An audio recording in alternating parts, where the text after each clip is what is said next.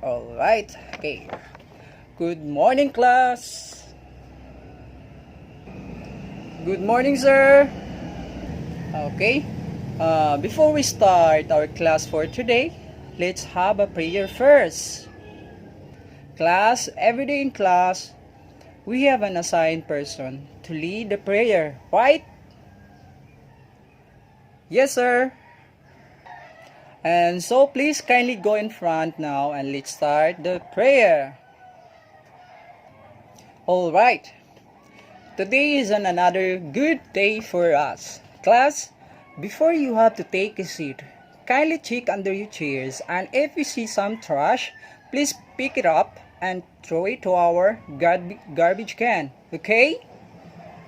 Yes, sir, understood. And at the same time, align your chairs properly. Yes, sir. Thank you. Okay.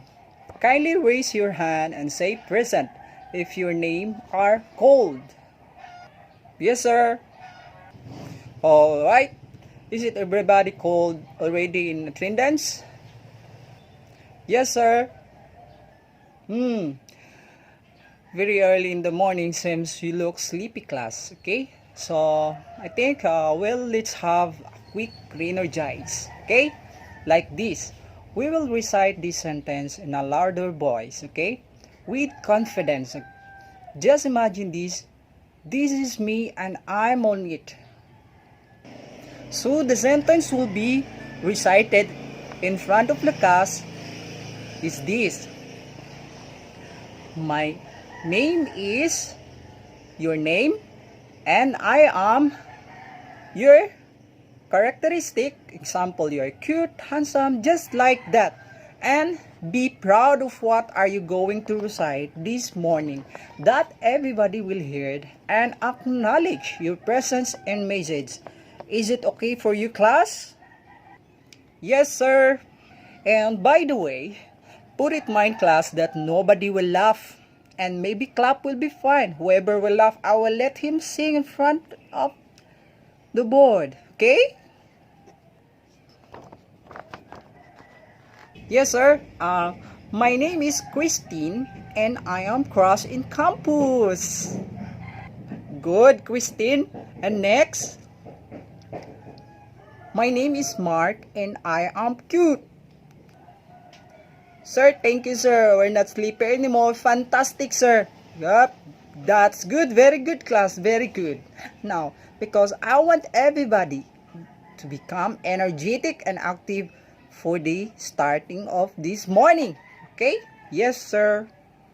Now, everybody sit properly and as usual, always keep in mind before we act, listen. Before we react, think. Before we spend, earn. Before we criticize, before we pray, forgive, sir. And lastly, the most important one, in life, before we quit, try, sir. Fabulous. Please, class, please clap ourselves. Remember, class, we will do it every morning. I hope it will be planted on your mind until the last days of your study, alright? Because I know this kind of drill, you will really remember this at the end of the class until you come up with your work someday. Okay? Yes, sir. Good. Okay. All good. So, everything is in order now. So, let's start our class now. Okay. Before we move on to our next lesson, who can give me the definition of noun? Okay, yes, you, Mr. Handsome. Kindly stand up and let us hear your answer. Yes, sir. Noun, sir, is a name of person, place, animal, things, or event. That's right. Very good, Mr. Handsome. You may say it now. Thank you, sir. And class, how about the pronoun? Who can give me the definition of it? Yes, Mr. Poggy. Thank you, sir.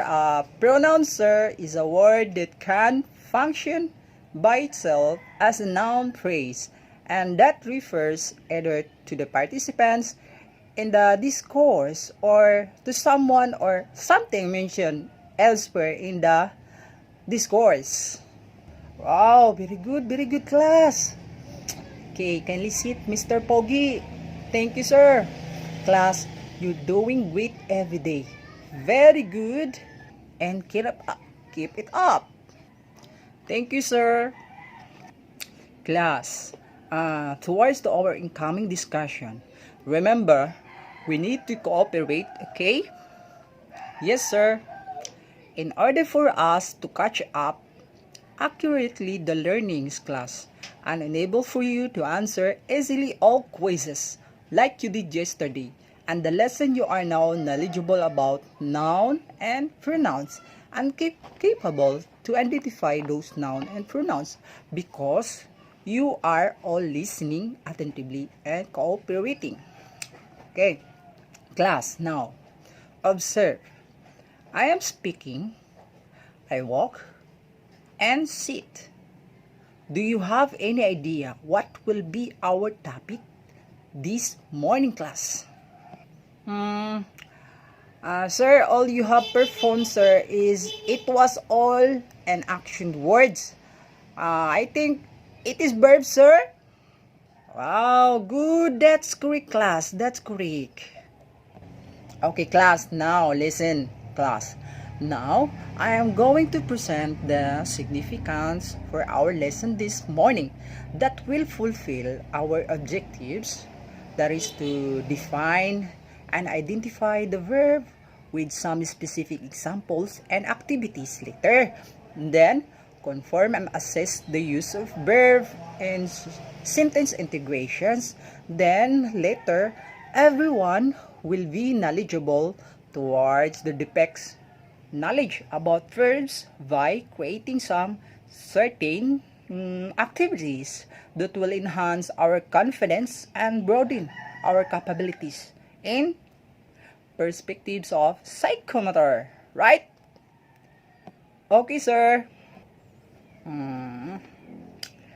Okay, class. Kindly open your textbook on page 14. Okay? Yes, sir.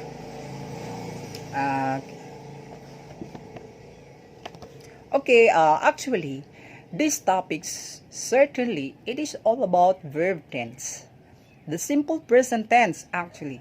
But before that class, we must define first verb and perform some activities, certain activities, just like what I have mentioned earlier, that could refresh our memories about verbs, okay?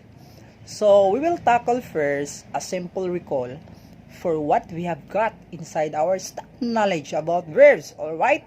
Do not be worried about this simple recall class because even in the college stage, they are just still doing this process, a procedure in order for the student to refresh their knowledge for a better understanding and to cope up a proper procedure for learning progress.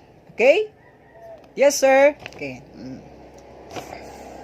And for additional for that, it is very important to recall the previous basic foundation of knowledge. And why?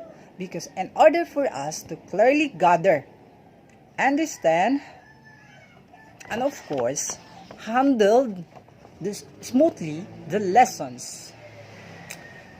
And nowadays, it was like an internet gaming. Nowadays, I know most of you class are playing online games. Okay? So, if we forgot the passcode to enter the game, so in that instances, we need to go back to the main source of knowledge. Am I right, class? Yes, sir. Certainly, it was right. You know, sir, you're right, sir. Maybe at your childhood, sir, you're always playing computer games like us we did. Yes, class. I admit, I am playing computer games when I was in child, just like yours. But within yourself, be prioritize the study first, okay? Aye, Captain. Oops, okay, I know that SpongeBob SquarePants. So you are watching that movie also, sir? Yes, of course, I know that movie. Okay, now let's tackle about verbs. Verb is a word that shows an action or being. So if it is an action, I would like to suggest to make it fun while teaching by recalling in you the possible faded knowledge on you. Do you agree on it, class? Good, fantastic. Okay, class. Now, I'm going to give an activity and everybody should participate. Right? Now, I'm going to group you into three. Okay, like this. Row 1 is the group 1. Then followed by the remaining two rows will be the group 2 and 3. Okay?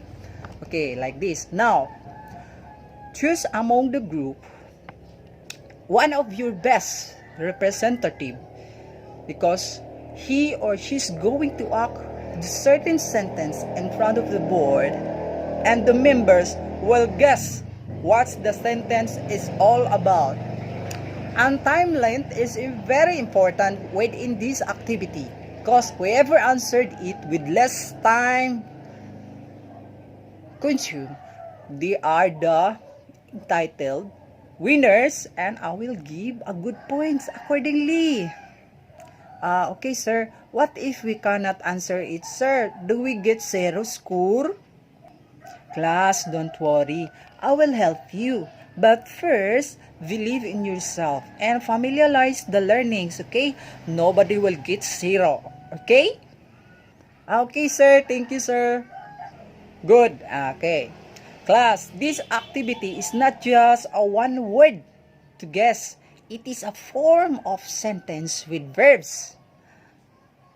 Yes sir. Now we get it's like a Pinoy Hinyo sir in GMA television channel. Yup, that's right class. But before it start, I will give the number of words consists in every sentence and the noun and verb as well. That the representative of every group will act in front to guess by the members only. Class, did you get and follow my instruction? Yes, sir. Copy that. Great, great, great. Okay, so we'll start with the group 1. Your representative will act a certain sentence contains with only 6 words. The noun is a dog and the verb is jumps. Okay? Okay, group 1, are you ready? Yes, sir, we're ready. Okay, group 1, you may start the time now.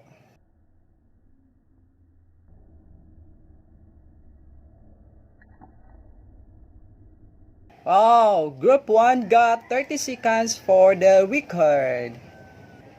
Thank you, sir. Now the group 2, are you ready, class? Yes, sir, we're ready. Okay, so the sentence consisting 4 words. The noun is Eric and the verb is read. Okay, group 2. Ready, set, go!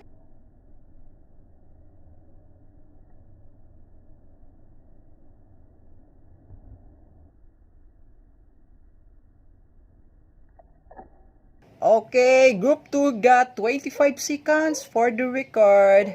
Thank you, sir. Now, for the last group, the group 3, are you ready? Yes, sir, we're ready. Okay, the sentence consisting 6 words.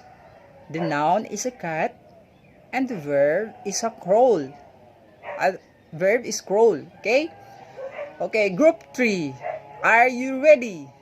Yes, sir, we're ready. Okay, group 3, go!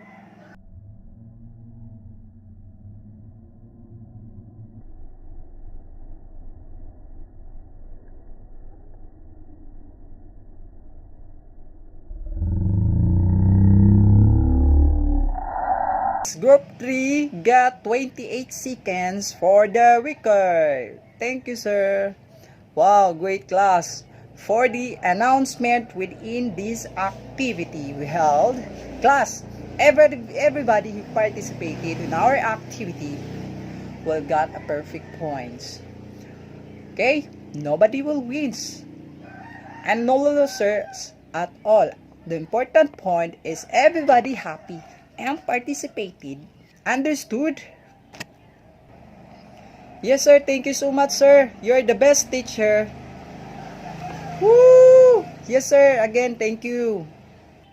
Now that we have guessed the formation of sentence we have talked earlier, let us read all the sentences we have answered. Okay? Yes, sir. The first sentence from the group 1 is, my dog jumps over the fence. Okay, class, this will be the question. What action did the dog perform? Yes, Mr. Chocolate. Sir, the action the dog perform is the dog jumps. Wow, very good, very good. Thank you, sir. Okay, next. What is the action word or verb and the sentence? Yes, Miss Christine. Sir, jumps. Very good. Thank you, sir.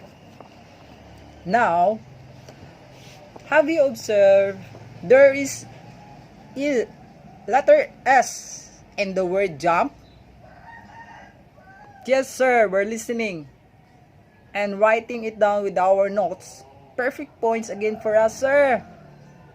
Good. Class, the verb in the present tense has two forms. The base form verb and the S form verb subject. Do you follow, class? Yes, sir. Of course. Why not? But be sure you will make me happy with your performance in quizzes and activities, so I will give you a perfect points again, okay? Of course, sir. Count us in. Good. Now, thus the present forms of jump are jump and jumps. Copy? Yes, sir.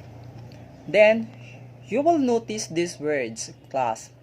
The word I, we, you, they, those are called the plural count nouns that use as a subject in verb form. Then, these words, she, he, it, are called the singular count noun that use as a third person singular subject and verb subject form. Okay? Remember, the I, we, you, they, those.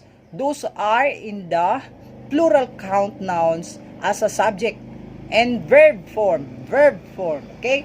Then, the she, he, it are called the singular count noun as a third person singular verb in verb subject form. Okay? Yes, sir. Okay. Okay, class. I'll give you another example for this sentence. Okay? This will be this example, the sentence. Pulu is handsome. Now, look at the sentence, class. Is there a verb on the sentence? Sir, none, sir. Why like that, sir? Okay. Right. Before we answer that, let us first read a story that will answer my question. Okay, class. The title of our story is Two Tooth, To parachute. What is a verb? This is by Brian P. Clary. Illustrated by Junior Prometsky. Okay? Observe class. Reminder. Observe the words that are colorful and try to remember the verbs that will be used in the story. And also, write the words what are not familiar to you and we will define them. Okay, class? Yes, sir. Copy that. Go. Okay, this will be the first paragraph to our story. Whether you scale a wall or a fish, make a design on a cup or dish, take out the garbage or sharpen your knife. Verbs are part of our everyday life. Now, class, what are the verbs mentioned? Yes, Mr. Chocolate. Sir, the verb mentions on the paragraph are scale, make, design, take, and sharpen. Good. Great job. Let us continue. Okay. What are part of our everyday life?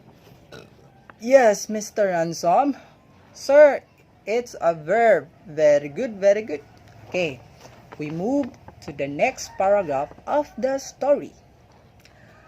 To root, to toot, to parachute, to play the flutophone or a flute, to dare, defend, descend, disturb.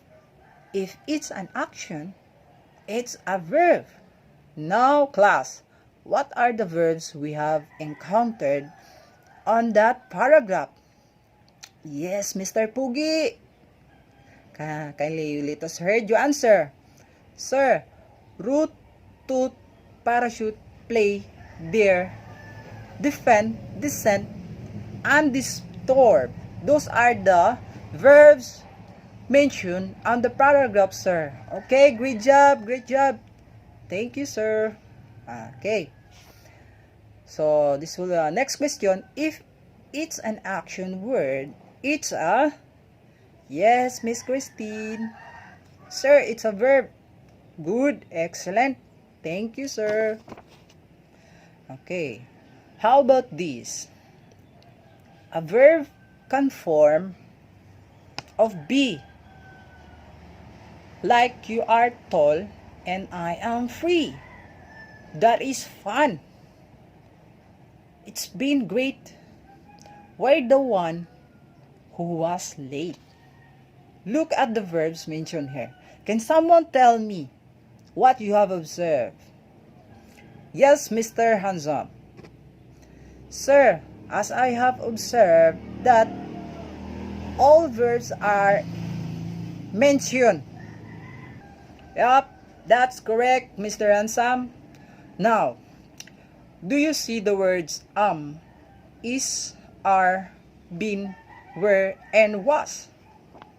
Yes, sir. Okay, those words are the true linking verb and the present form of the verb be. Did you see it, class? Okay. Yes, sir. Please take note of the verbs mentioned in this part because we have used this on our last given sentence. Yes, sir. Copy that. So, whether it is dangerous, dull, or superb, each sentence you see, simple must have a verb. Now, let's go back to my question before the story. And the sentence, Piolo is handsome. Is there a verb on the sentence, class? Yes, sir. I'm glad that all of you have understand. So, what is the verb in the sentence? Yes, Miss Christine. Sir, the verb in the sentence, Piolo is handsome, is. Wow, excellent. I think you are now familiar with verbs. Now, let's proceed for another activity. Thank you, sir. Okay, class. Groupings will be needed again within this activity. And as usual, the previous group again will be followed for the accomplishment on this activity. Understood? Yes, sir. Okay, class, listen. Each group will create a presentation that shows your understanding of our lesson for this day. First group will do a simple action or drama.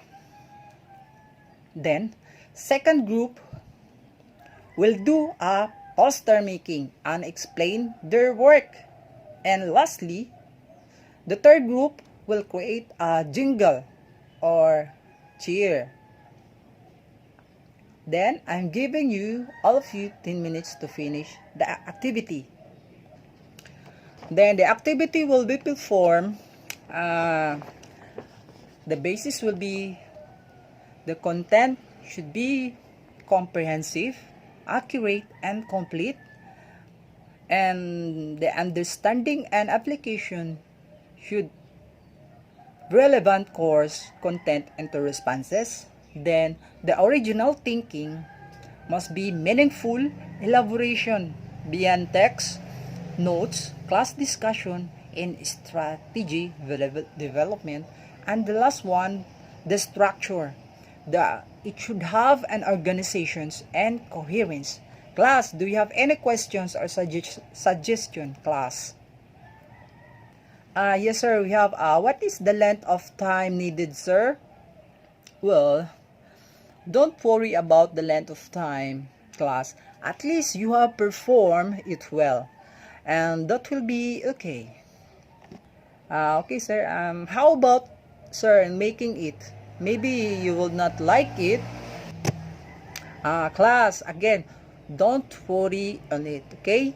Learner-centered will implement it in this. So, perform what you have in your ideas, okay? Wow, thank you, sir. If I have, sir, you know, sir, if I have a son and daughter soon, sir, I will choose you as their respective teacher someday. Wow, I really appreciate it, class. Thank you. Because of that, plus 50 points for you. Hola, sir. Thank you.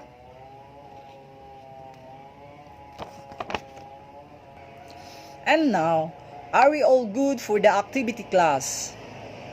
Yes.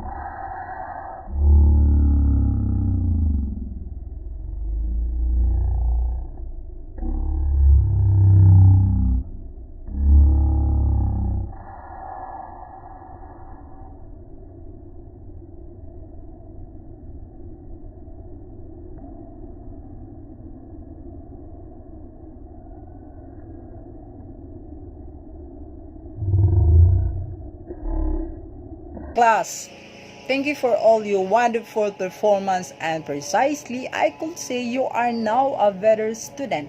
Let's clap ourselves, class. Again, class, thank you for all you have performed this day. And now, class, I have prepared 5 sentences, and I want you to identify the verbs. Okay, so this will be the following sentences. The first sentence is, been once a kite. So, what is the verb on this sentence? Sir, the verb on the sentence is once. Good, very good, very good. So, the next sentence is, it was a tiny bee. So, what is the verb on this sentence? Sir, the verb on that sentence is was. Good, very good, very good. Then the next sentence is, the train moves so fast. So what is the sentence? What is the verb on this sentence? Sir, the verb on that sentence is moves. Wow, good, very good, very good. So let's move to next sentence. Okay, Bob plays guitar. So what is the verb on this sentence? Sir, the verb on that sentence is plays. Wow, very good, very good. So for the last example, guitar creates music. So, class, what is the verb of this sentence? Sir, the verb of that sentence is creates. Wow, good. All right. We have already answered all the sentence by identifying the verb. Very good, very good. Okay? Again, who can tell me what is verb? Yes, Mr. Handsome. Sir, the verb is a word that shows an action or being. Wow, great, great. Thank you, sir. And how about this? And the verb in the present tense has two forms. What are those two forms? Yes, Mr. Pogi. Sir, the two forms are the base form, verb without S, subject, and the base form, verb subject with subject. Oh, great, great, great. Thank you, sir. Thank you. Now, that we know the verb already, let us watch the short video about verbs for additional informations and another side of examples that will lead us to be more familiarized about the topic. Okay, class?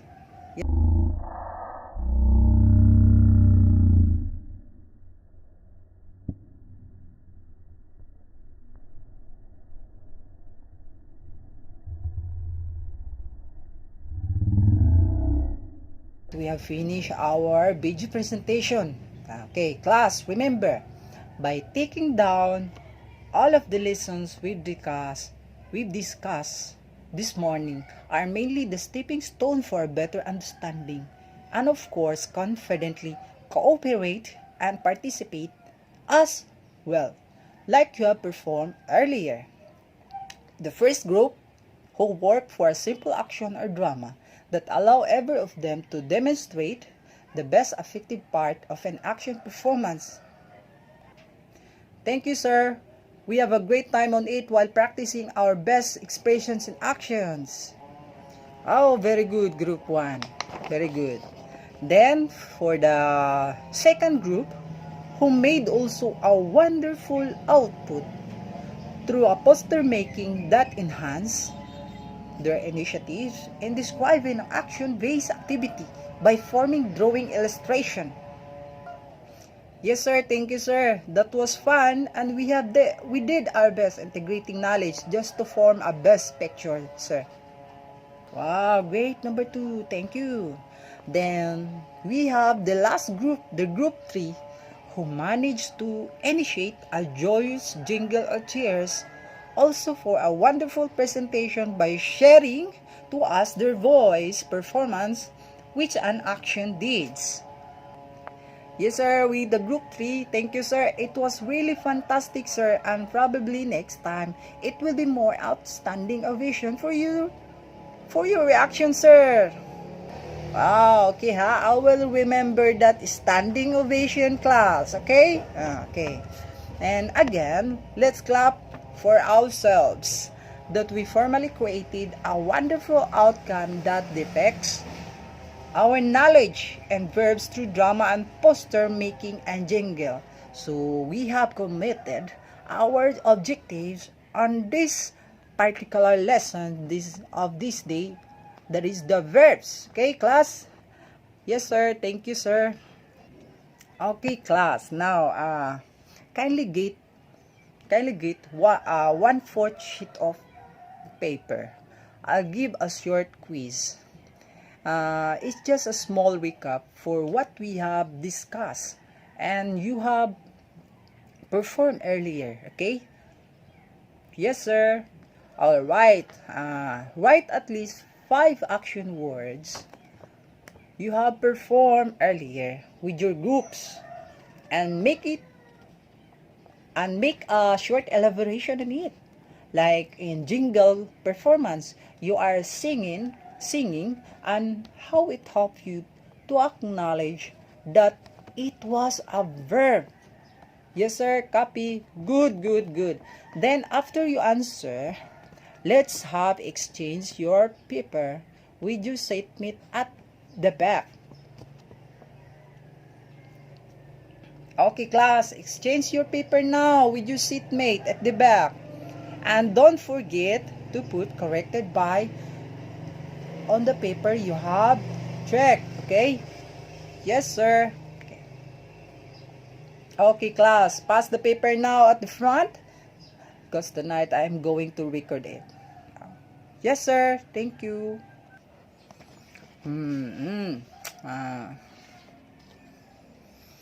Okay, class. For now, we don't have so much time.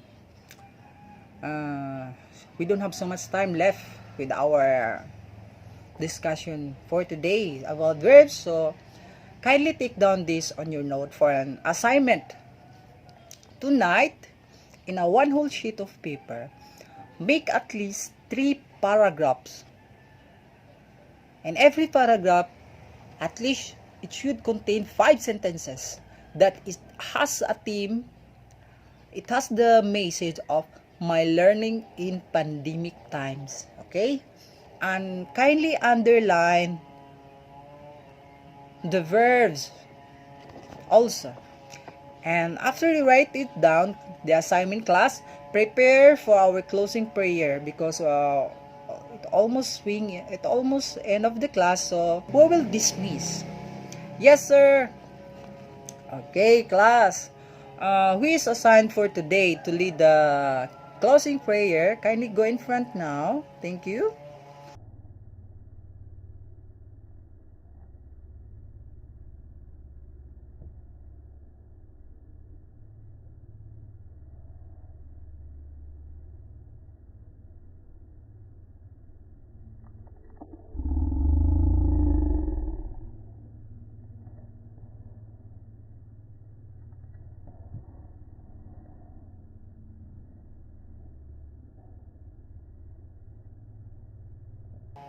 Okay, class. See you tomorrow. Class dismissed. Goodbye, sir, and thank you. Okay, bye. Take care when you go home. Yes, sir. Thank you.